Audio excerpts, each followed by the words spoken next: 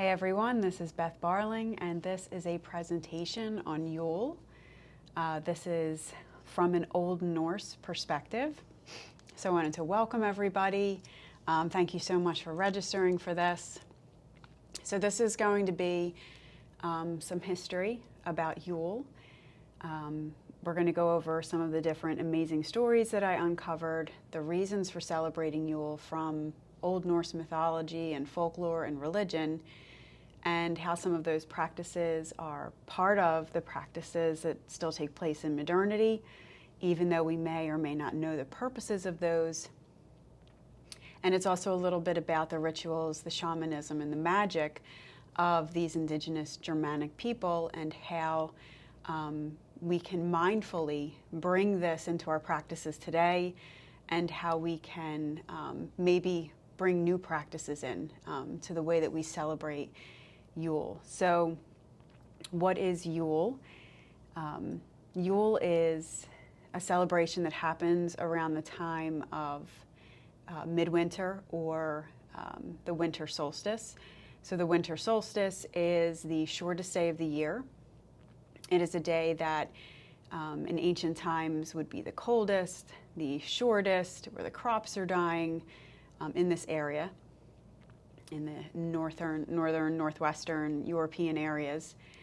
And it would be a time of looking for promise. It would be a time for going inward, it would be a time for searching. And as we'll see, I think one of the most beautiful parts of this is that it's the return of the light. So in modern day neopagan practices or Wiccan practices, or a lot of different cultures, this is a looking for the light. This is, witnessing the longest night of the year and being prepared for and wishing for and manifesting the days to get longer, for the earth to get warmer, for the days of crops and fertility and those things to come back. So I also wanted to talk a little bit about the content that's going to be in this. This is going to be a lot of different stories. It is stories, these are certainly not a complete collection of stories about Yule. These are the stories that I found the most intriguing, the most inspiring. But there are a lot of different ways to research this.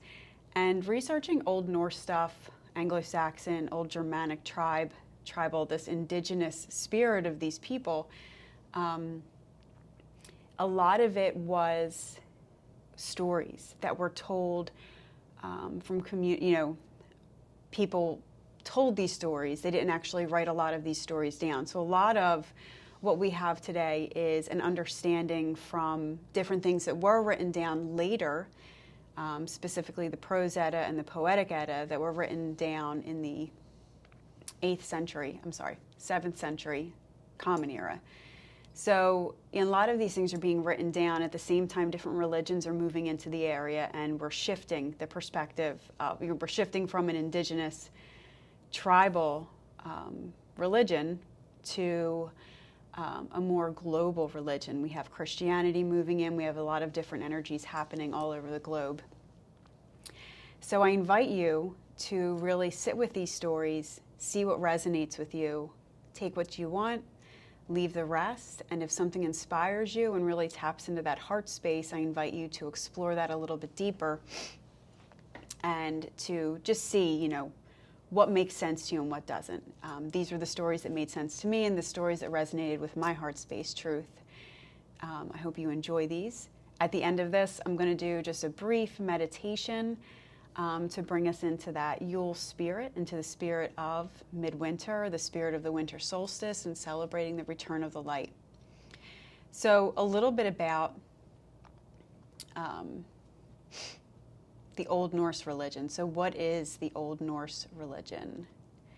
So, like I said, we have poetic verse from around 800 CE.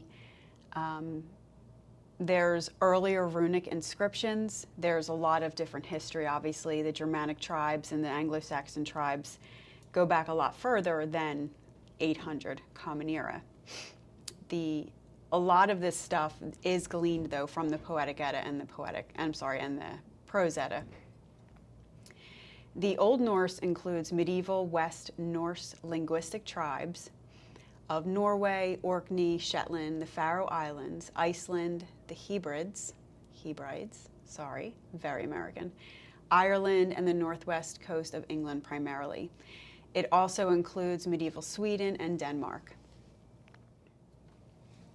So Yule is the modern version of this Old Norse celebration of Yule or Yulnir.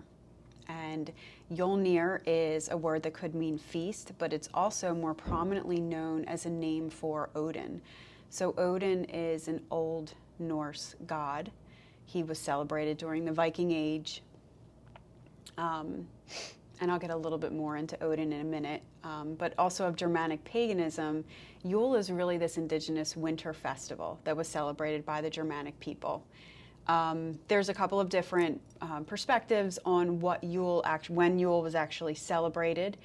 It could have been a 2-month celebration that would have started in the middle of November and went through the beginning of January, but traditionally it's 12 days long, with the festivities beginning on sunset of the winter solstice, which in the northern hemisphere is usually around December 20th.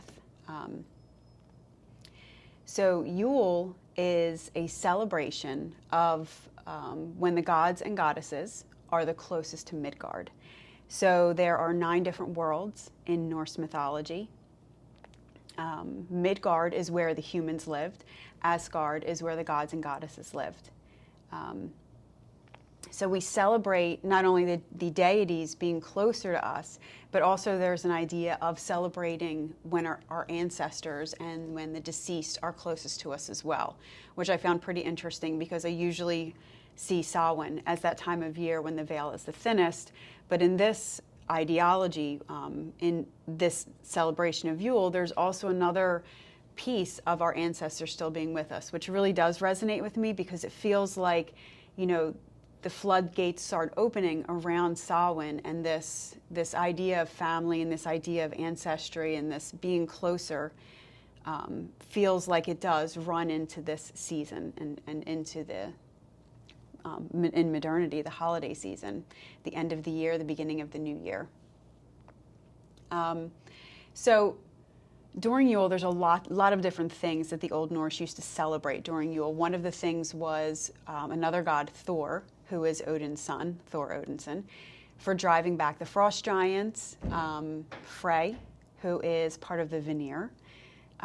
Frey there's two different groups of gods in Norse mythology. There's the Aesir and then there's the Vanir. And we don't know much about the Vanir except before. What we know about them is that there was a war between the Aesir and the Vanir, and the Aesir win. And they bring some of the gods and goddesses in from the Vanir into their own pantheon, and they become part of this Norse mythology that was sort of vibrant and alive during the Viking Age. Frey is a god you would pray to who would bring prosperity into the coming year. So in reference to Odin, though, Odin is, I guess he is the most prominent god. I don't want to say he's the leader of the gods because there are no real leaders of the gods in Norse mythology. All of the gods, from my perspective, from my research, all of the gods represent, they're very reflective of humanity, and they are not perfect, any of them. All of them have positive attributes and all of them have negative attributes. There's no one perfect deity in this pantheon. So Odin is the oldest of the gods that are celebrated at this time. So a little bit about the origin of Norse mythology. I'll just pull that up so I don't say it wrong. So a little bit about the beginning, the creation story of these different gods. So before the beginning, there was nothing. There's no heavens, there's no earth, there's no stars, there's no sky. There's only the mist world and the fire world that's always burning. So to the north is Niflheim, which is the dark and cold world, and to the south is Muspel, which is the fire world. And in the middle is this formless void. So the poisonous glacier rivers of Niflheim flow through the void, and they're coming down to be warmed and melted by the embers of Muspel. So in the middle, where the waters were the warmest, life started to appear. So there's a giant Ymir and the giant formless cow Audhumla.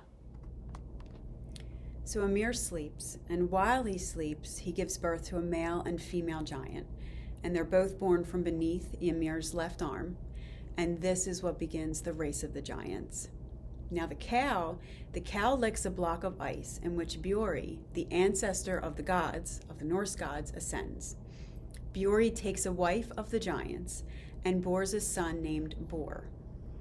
Bor marries Besla, the giant, and then they bore 3 sons, Odin, Vili, and Vi. So these brothers would be trapped forever in this world formed in the center, this empty place that's waiting for life. And then Odin, Vili, and Vi kill the magnificent Ymir. Ymir's blood flows down, drowning all of the giants and saving Bergelmir, which creates the seas.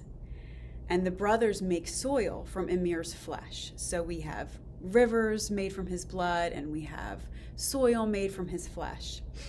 And they use the bones of this giant to create the mountains and the cliffs. So what they're doing is they're cultivating this earth. Ymir's teeth and bone fragments were used to make the sand, the pebbles, and the gravel. The dome of the sky is Ymir's skull, and the clouds are his thoughts. The stars, planets, and comets are of Muspel. So the world that's created is this flat disk, and the sea encircles the perimeter of this disk. So these are seafaring people, remember. The giants live at the edge of the world by the deepest sea. So here we are, we have Midgard. This is Midgard, this is what was created, and it's still lifeless. So the brothers find a log of ash, a resilient, handsome, deep-rooted, and a log of elm, which is graceful but hardy enough to make the toughest planks and beams. So they set the logs in the sand, and Odin breathes life into them. Vili gives them will, intelligence, and drive, and Vi carves male genitals and female genitals into either. The brothers dress them to protect them from the sea air. The man they called the ask or ash tree, and the woman they called the embla or the em tree. Embla and Ask would remain in Midgard to raise families. And because Odin is the brother that breathes life into humanity, he is the All-Father. So this is a primitive worship of nature. This is a definition of how the world was formed.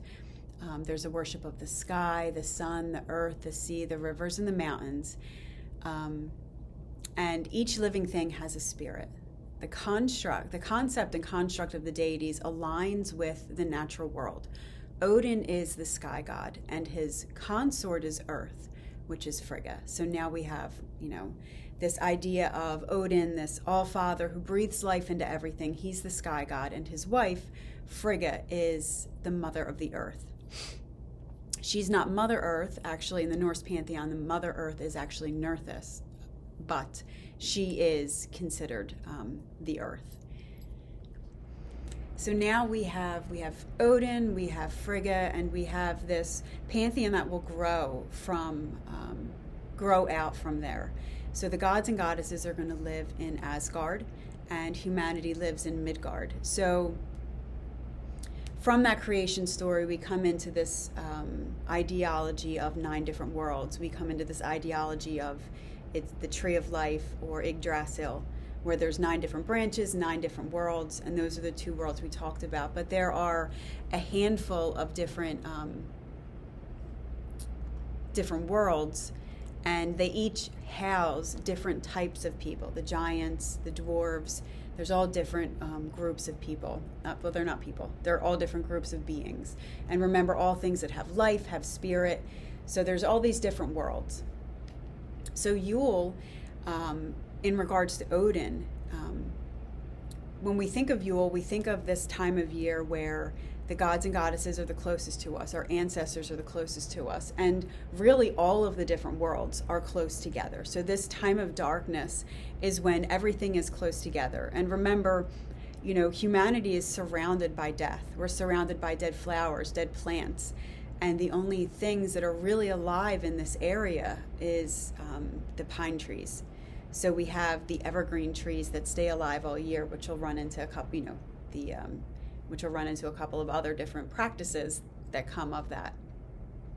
So Odin's called Yulnir, and that is the Yule one. And it is possibly that this is where the ideology of Santa Claus comes from, but there's a lot of different stories about where Santa Claus came from. But because Yule is this season where the dead are returning to Earth, the season where our ancestors are close to us and all these different entities and deities, so they're all kind of roaming around the earth. Elves, trolls, and other magical beings, they're all sort of roaming around the earth. So Yule is a celebration of both warding them off and being conscious of them. So for Odin's part, this is when Odin rides through on the wild hunt. So Odin hosts this radical, fierce army of the restless dead. And these could be, any number of different entities. I believe that these are the people he's riding the wild hunt, or the warriors from Valhalla that still want to roam fiercely through Midgard.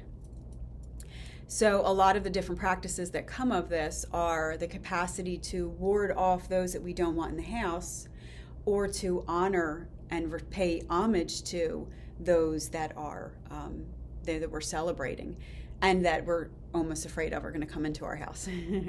So we leave gifts of food and drink out for these people. So this leads into this period of celebration, of eating and drinking and leaving gifts, and it's also a period of expecting blessings, paying homage to Odin, paying homage to the wild hunt, paying homage to our ancestors. This is being available for the blessings that come at this time of year. Another ancient Norse Yule story might be the return of the god Balder from the realm of Hel, and with him comes the loosening of winter's grip on the frozen earth. So a little bit about Balder.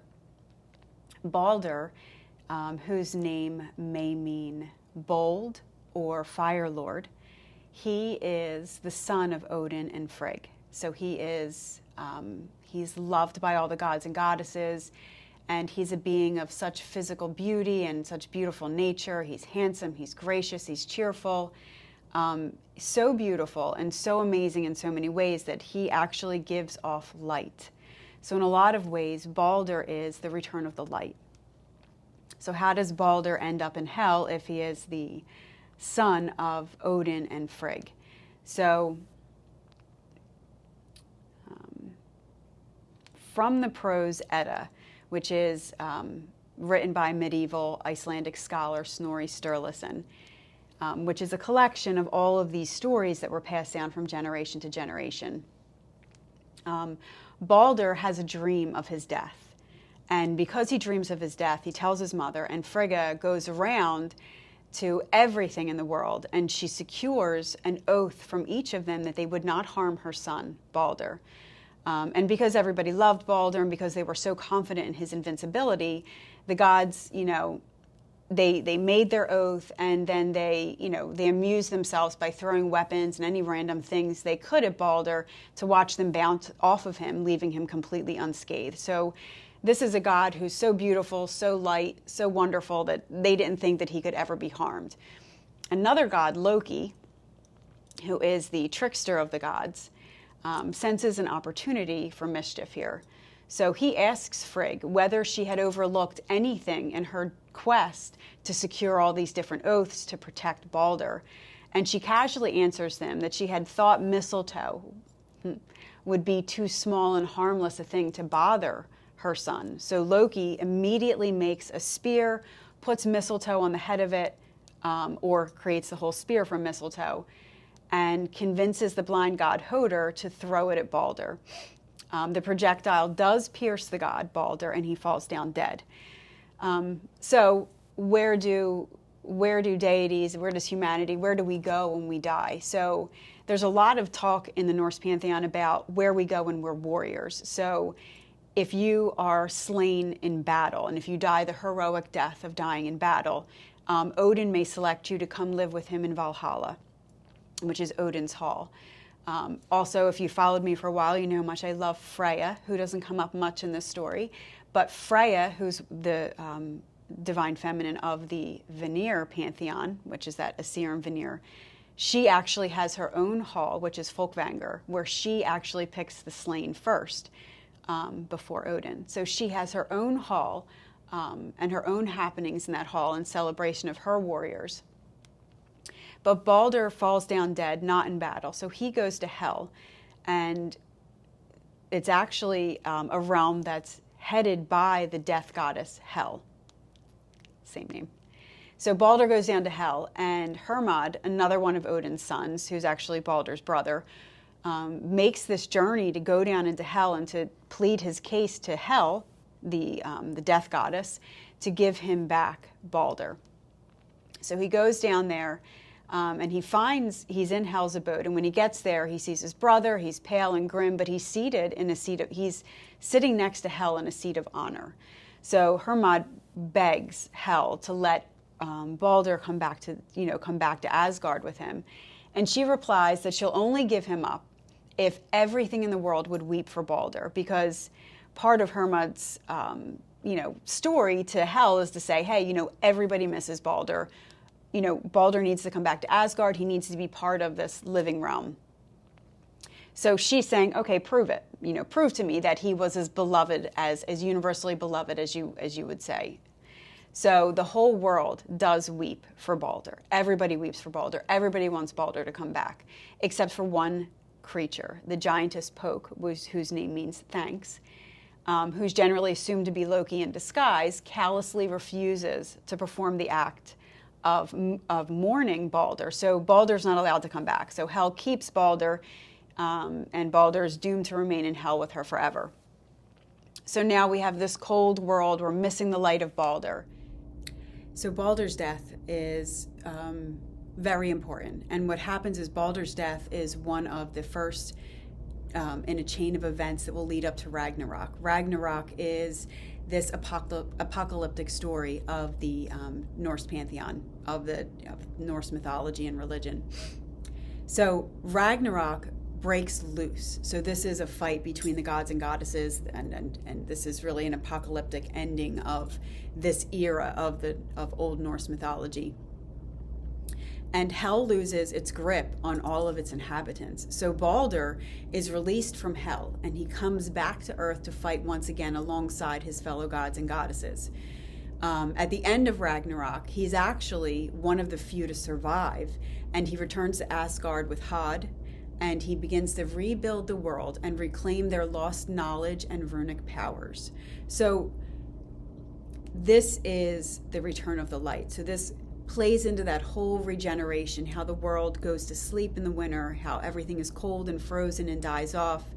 And the return of Balder is just like this Ragnarok story of the return of the light. So everything is coming into death, everything is dying off, everything is changing and transforming, and at the end of it all, there's this beacon of light, and Balder represents that beacon of light and the beginning of reclaiming the world, rebuilding the world, just like as we move into the warmer weather, as the light comes back, there's this promise that the world is going to be rebuilt. So that is another story. And there's one other story that I really love, and this is the idea of Modernite. So this is Mother's Night. So of Yule, we know that Yule is a period of time, and that, predominantly and most traditionally, it's 12 days of Yule, starting at the midwinter, the Yule or the winter solstice celebration. So what is this night? So this is the night where we celebrate Frigga and the Disir. And the Disir are the female ancestral spirits of the Germanic religion. So there's three of them. There's these three feminine energies, which, just makes me think of all the different aspects of the feminine, the triple goddess, that whole ideology. That's my own interpretation. But this is the night where we honor the mother. This is the night where we honor Frigga, and this is the night where we honor the rebirth of the world from the darkness of winter. So Frigga's efforts with Balder, Frigga's efforts and her reaching in and being a part of Balder's safety and bringing Balder back to the earth, or bringing Balder back to Asgard, bringing him back to the realm of the living. This is sort of how the mother, the divine feminine, brings the light back into the world. And this is about the rebirth of the world from the darkness of winter. So this is a vigil. Modern night is a vigil of staying up all night from dusk till dawn and being available to receive the now growing energy of the light in the morning as it comes in. Because if the winter solstice is the shortest day of the year, it stands to reason that the next day is going to be longer and the next day is going to be longer. So this first night is about celebrating the mother. This is about celebrating the energy that she exerts to birth into creation the light. So one of the most important pieces of this Yule, this concept of Yule, one of the things that I love the most is this idea of Mother's Night. So Mother's Night is a practice that we can see moving into Old Norse from these ancient Germanic tribes, from this Anglo-Saxon history. So Mother's Night celebrated, and it's this beautiful celebration of the mother's role, the feminine's role in creation, and the feminine's role in, the importance of the feminine. And in Norse lineage, of course, we have this idea that, everything in the world is magic. Everything in the world is enchanted. This is the idea that we talked about before, where Odin breathes life into things, where everything has spirit, not just people. There's all different creatures, there's all different deities, there's all different living things, trees, nature. Everything that's living has spirit. So the different forms of magic at this time are a reflection of how they saw the spirit in nature, this enchanted world. So shamanism is this capacity in this regard, is a capacity to connect to the other side, to connect to the things we can't see, to be, possibly in this liminal state and somehow communicate with the spirit world, somehow communicate with those things that most people can't do.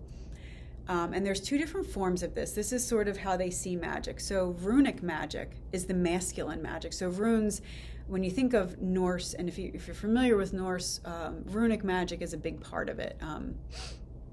So runic magic is a communication system where we use the runes to communicate with the spirit world, where we can communicate back and forth and receive messages and sort of work within the realm of that kind of communication.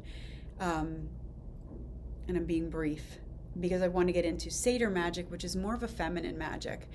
And satyr magic is this this is a woman's magic, and it's about relying on intuition. It's about going into trance-like states. It's about getting downloads from, just receiving and embodying through intuition, through that feminine magic, the messages that are coming in. And dreams. Dreams are a part of satyr magic. So this is a more feminine magic. And what I love most about Odin and the story of Odin, all these different gods and goddesses, we have our highs and our lows, but Odin was wise enough to know the value of satyr magic, which was, still considered not available for men. It was just a magic that was for women. But Odin definitely prided himself in learning and being a part of satyr magic and learning it through Frigga, and also learning through Freya, who is in a lot of ways the shadow of Frigga, but we'll get into that. So now we have this beautiful form of magic that Frigga is able to do. And satyr magic includes the capacity to work within the realms of fate, because fate is a big part of the Norse, the Norse ideology in this religion, that all things are fated. And within that fate, if we know what that fate is, satyr magic is about coming into our intuition and our liminal state and seeing how we can weave the best possible solution within our fated circumstances. So it's a weaving magic, which is also, attributed to women, weaving clothes, etc. So Frigga, she is a weaver, and she is, how does she create and change the world so that she can have the outcome that she wants, so that she can bring the best outcome that she can in regards to what is fated. So was Ragnarok fated, and she somehow wove into the story, bringing Balder back to the realm of the living? That's my own interpretation, but this is the different kind of magic that women did. And these practitioners were called the vulva.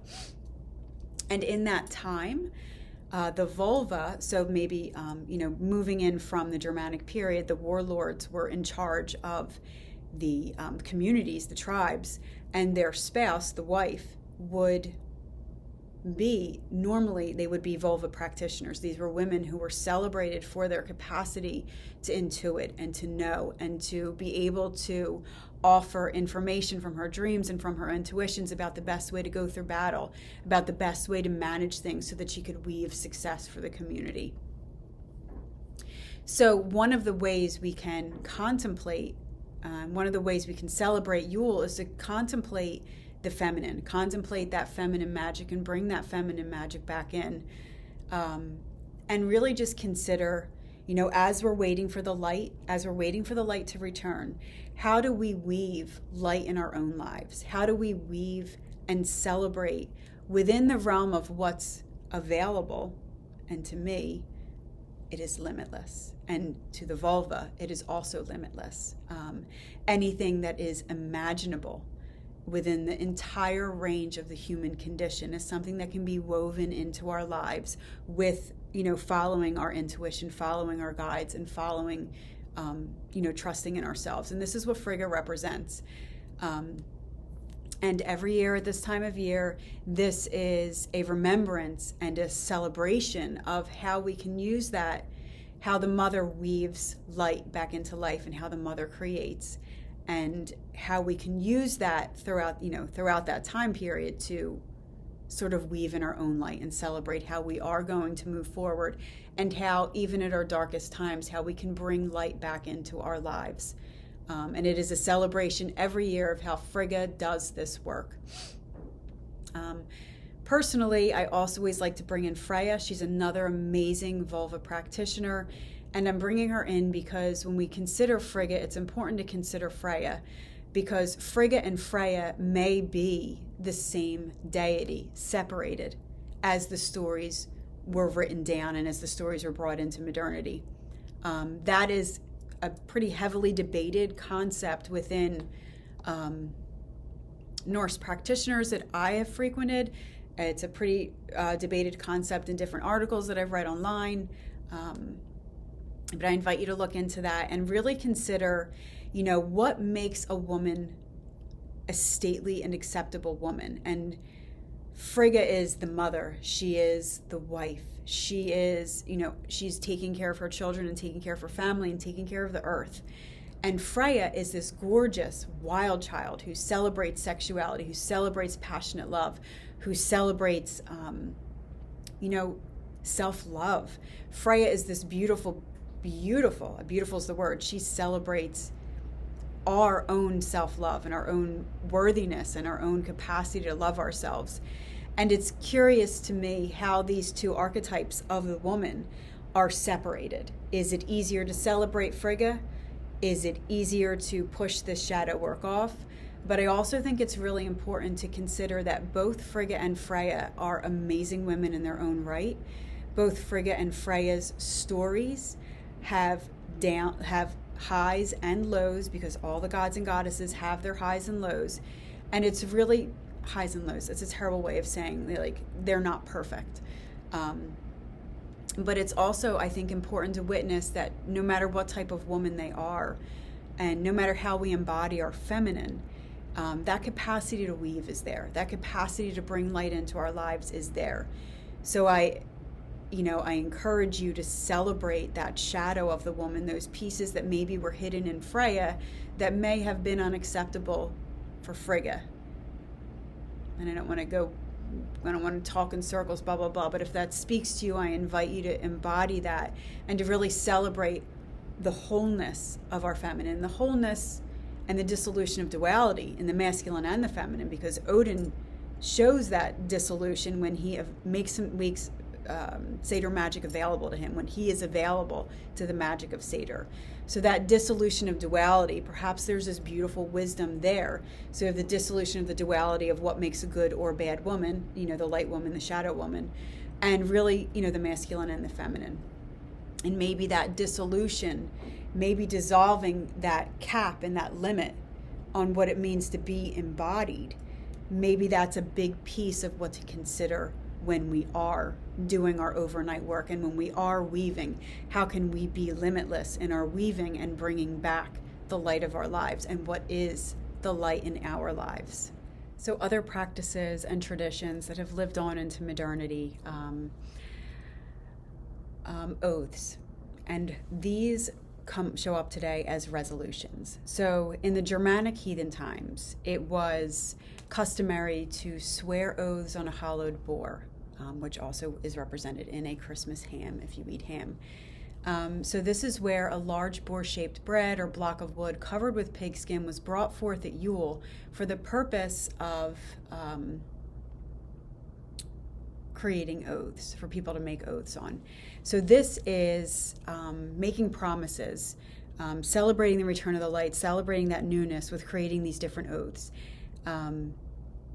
These show up today in our New Year's resolution. So that might have been a earlier form of how we do New Year's resolutions today. And we talked a little bit about Christmas trees or holiday trees, however this resonates with you.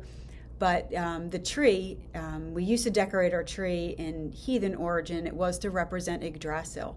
So Igdrassil was the tree of life. It was ever living. It had the 9 different worlds on it. And people who celebrated Igdrassil and still celebrated these Germanic, these heathen waves, they would decorate the tree inside of their homes. People who did not need to decorate it inside of their homes, they would decorate trees outside. And this shows up as, decorating trees inside of our houses, decorating trees outside of our houses, and, a lot of times covered with lights, covered with candles to sort of represent, the light and the return of the light in the morning. One of the ways that Odin is celebrated is with toasts. So we would celebrate Odin with toasts. We would drink to Odin for victory and power. We would drink to Nord and Freyr, which were the Vanir gods, and for good harvests and peace, because the Aesir gods were a little bit more warmongering, for lack of a better word. And they were sort of the warriors, that's a better word. They were the warriors, they were the fighters, they were the, and Nord and Freyr were more of the nature. So we would pray to Odin for, good luck. We would pray to Odin for victory and power. And we would celebrate and toast to Nord and Freyr. Nord is the father, and Freyr is the son, and his twin sister is Freya. So they're the Vanir that move into the Aesir when, at the end of the Aesir and Vanir battle. But we would celebrate and drink to the gods Nord and Freyr for good harvests and for peace.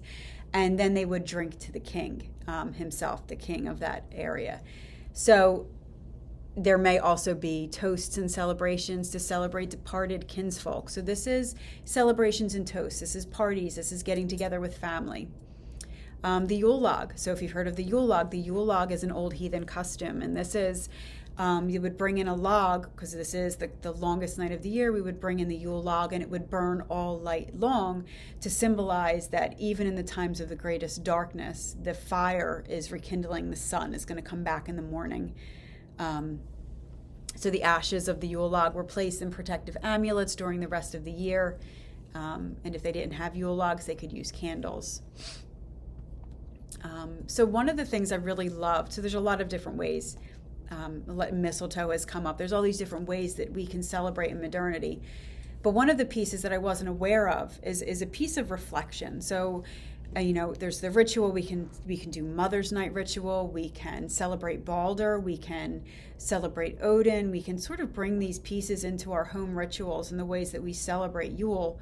But there's also this idea of the year-end reflection. And in my community, this resonates a lot with pulling tarot cards for 12 months, just to see what are, sitting down at the new year and pulling cards, whether the new year is Samhain or the new year is the calendar new year, in Western society, or whichever New Year you celebrate. But you can pull tarot cards, and you can or oracle cards to sort of identify what your year is going to look like. 12 different cards, and there's so many different variations and fun ways to do that. But one of the ways this was celebrated in Yule, which I really love, was to use the 12 nights of Yule as a reflection period of the 12 months of the year. So on the first night of Yule, we think about January. So we think about last January, and we think about January coming up. So we have this reflection of January, of where we were in January. And then we look forward to and plan this January. And then on the second day of Yule, we can reflect and look back on where we were in February of last year. And also plan and look forward to the February that's to come. So we do this for every single month during the 12 months of Yule. And I really love that, because I think that's a really phenomenal way, because I feel like sometimes for me, I'm just trucking along, doing things, getting things done. And there's always something else to do. There's always another up level. There's always another way to change. And when we have a period of reflection, when we have a period of looking back at who we were and what we've overcome since then, that's a really empowering concept. And it gives us that sort of downward, that spiraling effect of witnessing how far we've come and witnessing what we're capable of, or witnessing, whatever has happened in our past year, and witnessing how we can step forward into tomorrow in a way that serves us best. So reflection has a lot of different beautiful pieces, one of them being empowering, one of them being, witnessing what works, what doesn't work, what makes me feel good, what doesn't make me feel good. And am I moving in the direction I want to move into? Am I embodied? Am I empowered? Am I expanding? Am I, stepping into life authentically and vulnerably? These are all the different ways we can look at the year. So that's one really good way of celebrating Yule, is to have that annual reflection and to really take time over 12 days to do so. So those are some of the amazing stories of Yule. I'm sure that there are beautiful other, celebrations of Yule. There's the idea and concept of sacrifice, which can show up as gifts, can show up as actual sacrifice. It can doesn't mean you're sacrificing a human, which is illegal, but it could mean, and not that that means that that's what they were doing. Sacrifice was part of a lot of different ancient religions. So many ancient religions, and sacrifice is part of really our present, the phenomenon of the present, the phenomenon of modernity, sending young men and women off to wars. How are we, sacrifice is always, a part of our existence. And perhaps what we're choosing to sacrifice, perhaps choosing what we give of ourselves, choosing what we want to let go of, that's that, and embodying that energy of sacrifice. And what is sacrifice? Well, if we look at that idea of Mother's Night, the whole world is dead. And what do we gain when the world is dead, and when we are at that place of stillness? And what comes of that is creation. So as we sacrifice, as we let go, we create this space for newness to come in. We create this space for light to come in. And when we weave, what are we releasing? What are we letting go of? And what are we bringing in? How are we weaving our lives to be as expansive as we want them to be? As expansive, or how are we creating possibility and opportunity for our lives to be more than we can even imagine that they can be? So that is my conversation about Yule. It's my conversation about the Norse pantheon as it applies to Yule. There's so much more, obviously, to a culture and society that was around for thousands of years, this beautiful indigenous culture. And this conversation is really to create just nostalgia, closeness with, if this is part of your ancestry, this is really just a connection. And it's a space for possibility. It's a space to find resonance in our origins, and to find resonance in the people that have been here before us.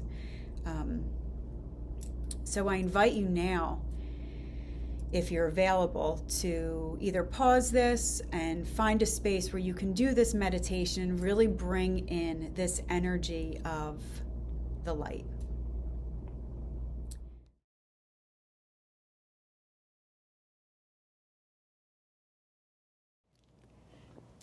Hey everyone. So I invite you for our meditation to find somewhere where you won't be interrupted, some place where you are comfortable. You can sit down, you can lay down, just come into a place where you won't fall asleep, but you can relax into your body and absorb this meditation.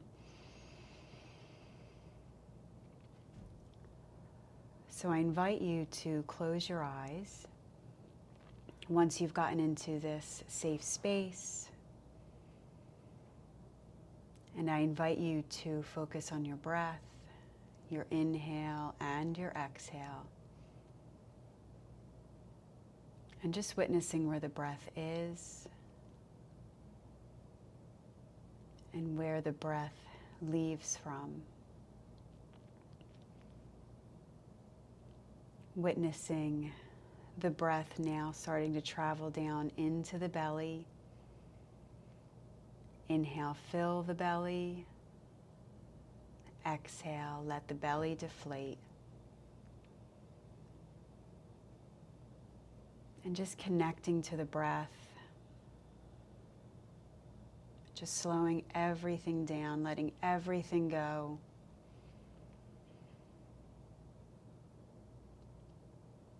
And feeling how the breath, the inhale is new, bringing new life, new beginnings, fresh perspectives, healing energy in, and let the exhale out, releasing everything that no longer serves you. And just really witnessing how the body receives the breath and how it disperses that breath from the belly space, from the lungs, into the rest of the body. So our inhale brings in oxygen physiologically, moves through the body, and releases a different gaseous compound. So just embodying that physical concept that the breath brings in new, and the exhale is not just the inhale, but it is the stale, old inhale that's already moved through the body, oxygenated the body,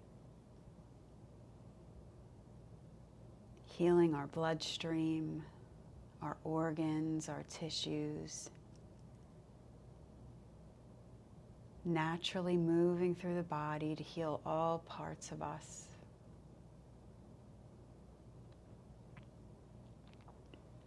And start to notice the physical body.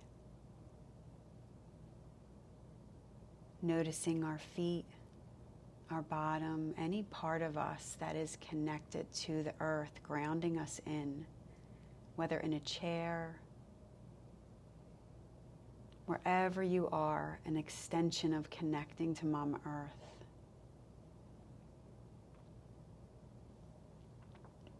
And feeling into that cold earth beneath us, that Yule earth, the sleeping earth.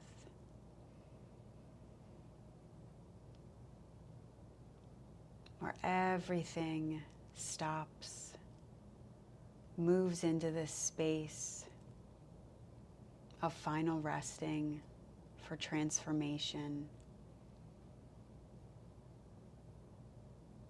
And feeling that cold earth as nourishing, a relaxation, a chance to go within.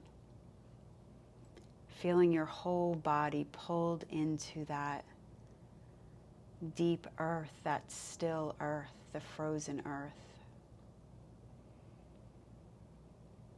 And we're still breathing, still alive, still processing. But in this stillness, allowing the inhale to receive and the exhale to really have searched the body, releasing all those pieces of us that have already done their part, already served, already fulfilled their mission.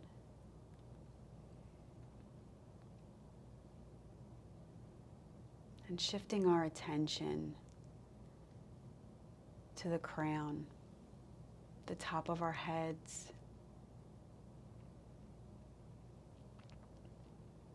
feeling that peace that moves from Mama Earth all the way through the body up into the crown. And start to witness the inhale moving in from the crown, nourishing the whole body through to Mama Earth. Letting all that inhale move through the body into the earth. Allowing Mama Earth to process what needs to be transformed, what no longer serves us. And just being in this space of sending the ego back, the active mind, sitting back and witnessing the intelligence of that light pouring in through the crown, witnessing the brilliance of our physical body, our energy bodies, all of our bodies, communing with Mama Earth beneath us, and that brilliant light above us, within us.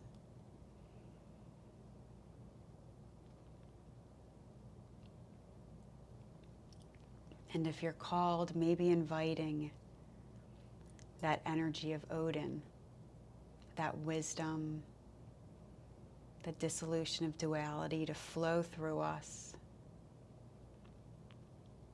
reaching into the earth for the wisdom of Frigga, the wisdom of the Mother God, nurturing, supporting you. And just giving that flow a few breaths, sitting back and allowing that transcendence to move through us.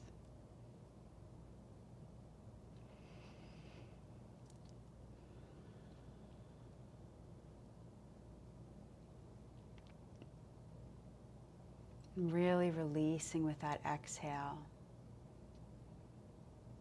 Witnessing anything the body wishes to show you.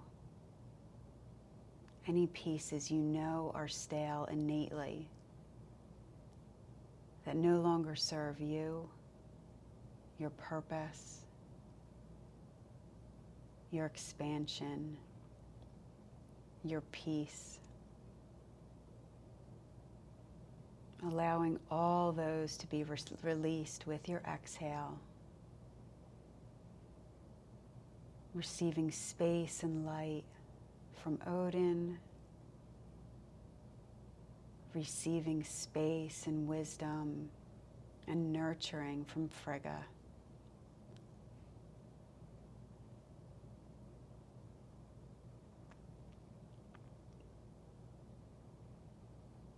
And starting to witness that light from Odin and that beautiful nurturing energy from Frigga, how they're mixing within our bodies.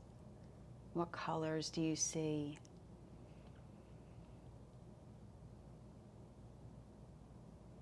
What does it feel like? Feeling how you connect with Odin, how you connect with Frigga. And just allowing them to cultivate this newness, this freshness through the release of the old, decaying and dead. Releasing all judgment of that, just being the witness.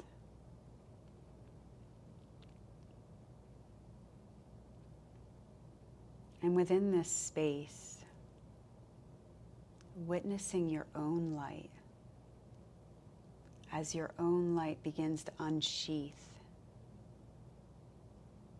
in this beautiful space of newness, this beautiful space of clarity and cleansing. What does your light look like? Just allowing that to expand. Allowing the energy of your body to expand and embrace all the different lights, all the different energy. Still within this beautiful cocoon of our physical space.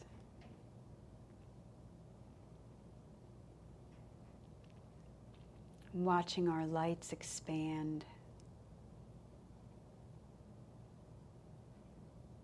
Your existence, always infinite.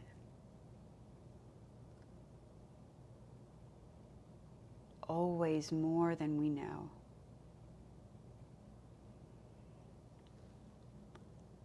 And what does that look like for you?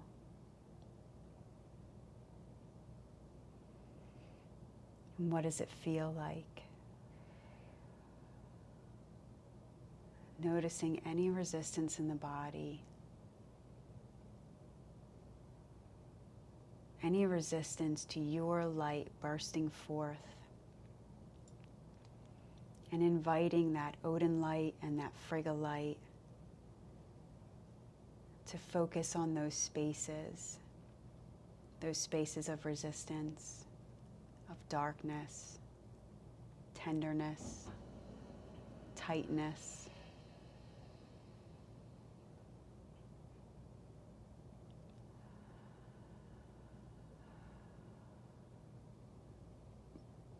Inhaling and exhaling.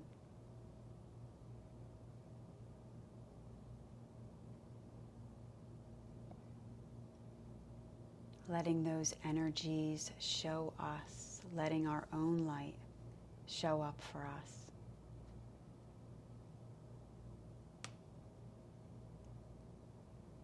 Moving deeper and deeper into the composition of the lights.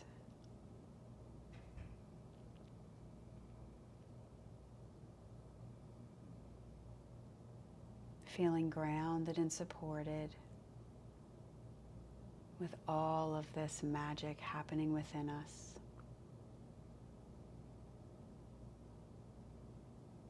Allowing all of these lights, all of this divine guidance, all of our innate divinity start to weave and communicate.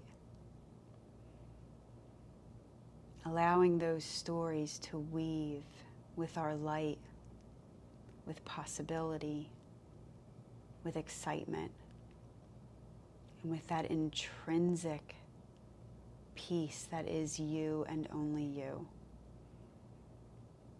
Expansive, limitless, unapologetic.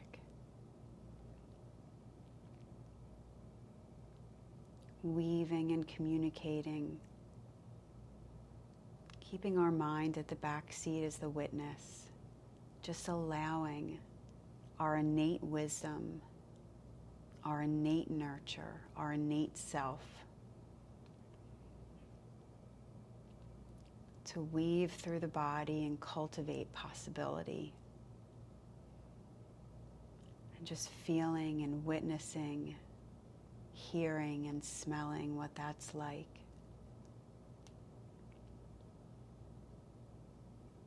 Noticing the body, the colors, the sounds, the emotions.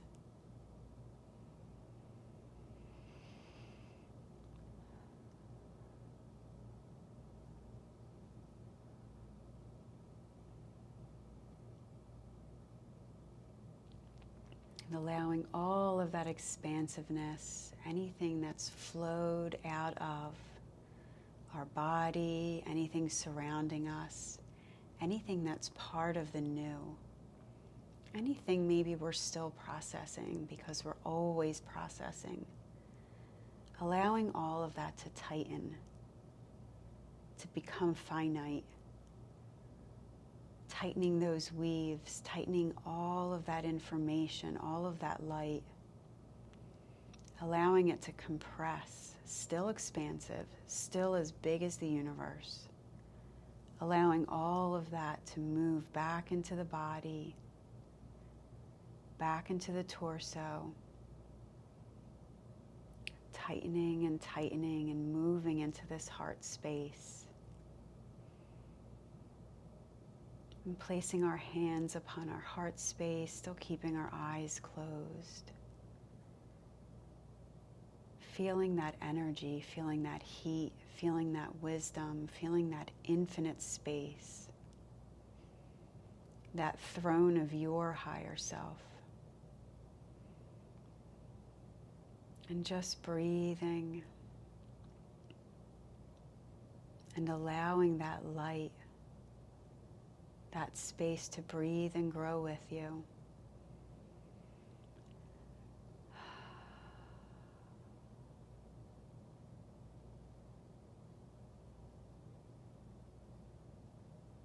And just taking a moment to thank the earth, thank this peace, this time, thanking Frigga. I invite you to thank light, thank that divine wisdom, thanking the sky, the universe, expansiveness. Maybe sending thanks to Odin.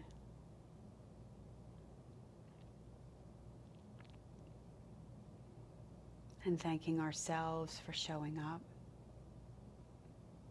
Thanking whatever you want to thank for that divine light, where your divine light comes from.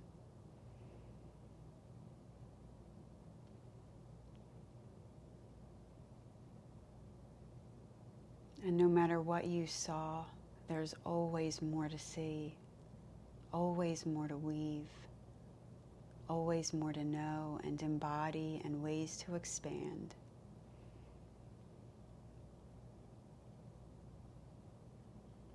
And when you're ready, fluttering those eyes open and looking around at this new space, this new opportunity to shine your light. Thank you so much for being a part of this. Yule blessings, everyone.